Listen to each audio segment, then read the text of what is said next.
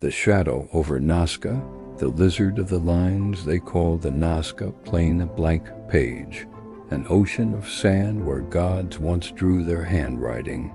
For centuries the strange shapes carved into that desert, the hummingbird, the monkey, the spider, lay like riddles against the earth. One of them is a lizard, long, patient, its tail curling into the wind. People have looked at it for 100 years and still don't agree what it means.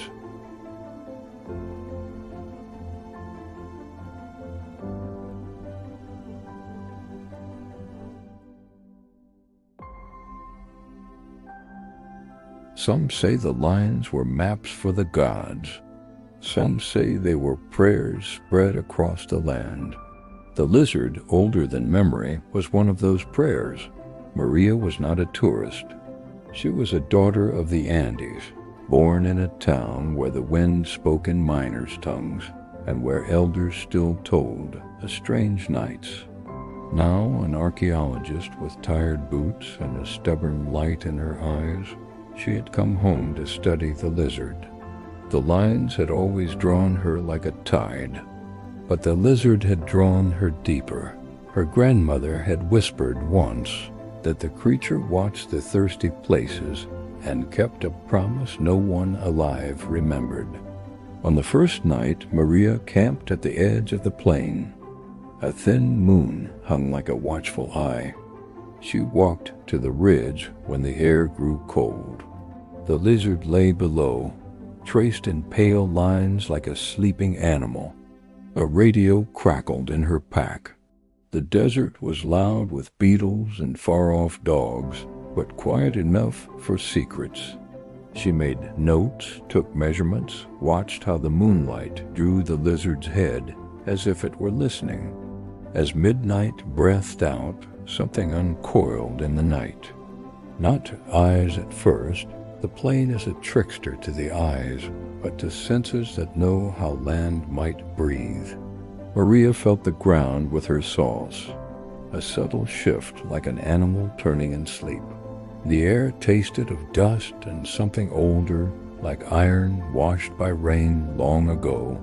She dismissed it as desert imagination and returned to her tent.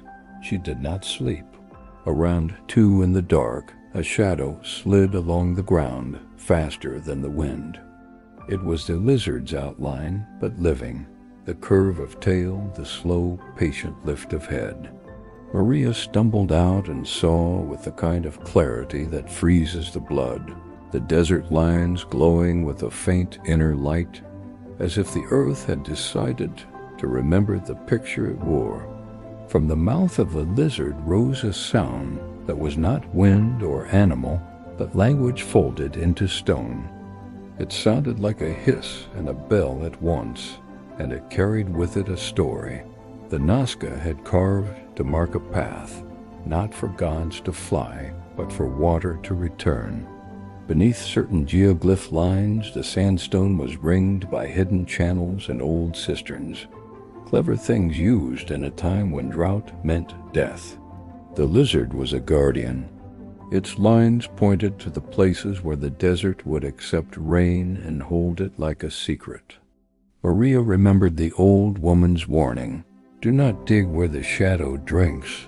The lizard was a map and a lock both, and the night had shown her how. Then the world's memory was a single misstep, a careless bulldozer, and all those old cisterns could be broken open and drained by men who would not refill them. She was not alone under that bright, cold sky.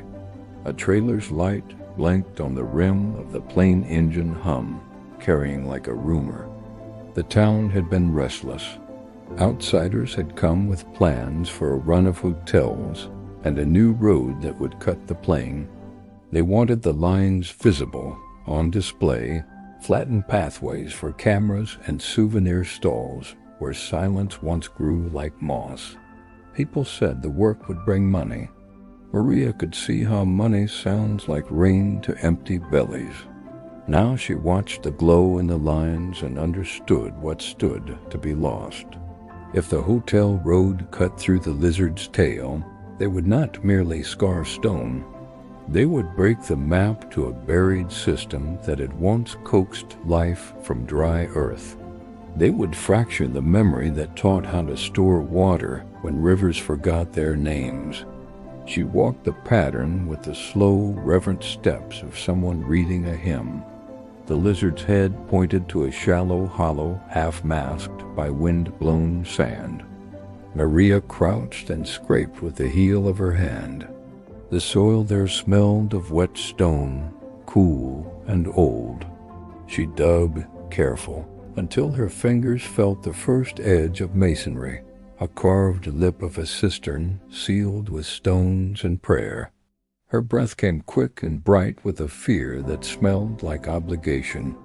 If the construction crews came and shattered this cistern, they could break the chain of knowledge that kept the valley kept whole communities alive in bad seasons. It was not treasure that called her, it was responsibility. She could try to stop them, but men with plans and machines rarely answered poems. A truck's headlight finally swept the plain. Voices shouted in an off-key language of maps and money. Maria covered the cistern with sand and began to move toward the light with small, heavy steps. She would not let them find this one. What she did that night became the thing the town argued over for years. Some said Maria planted false markings to block the road. Some said she'd staged a miracle, lighting the lines herself with lanterns to frighten away investors. Others swore they saw the lizard move, slow as a memory, and that the earth opened its mouth and sang. The truth stayed with the plain and the cistern and Maria, who told only that she had found what needed finding and had chosen to hide it again. Years later, children running on the ridges would point and ask why certain lines meandered, and why a shallow hollow still looked like a mouth. Old men would wink and tell them, "That lizard keeps the thirst at bay. Do not put your greed where the shadow drinks."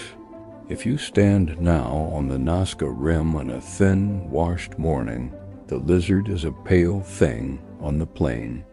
But listen, the desert is full of soft languages. If the wind is right, you might hear the faintest hiss, a bell behind the sand. It is the lizard reminding the world that some lines were made to hide knowledge, not to invite cameras. Some stories are maps, some maps are vows, and some nights when the moon is a pale coin, the lines glow and the lizard walks. If this pulled you in, there are more ancient shadows to follow. Like, subscribe, and tell me what other forgotten creature should we wake next?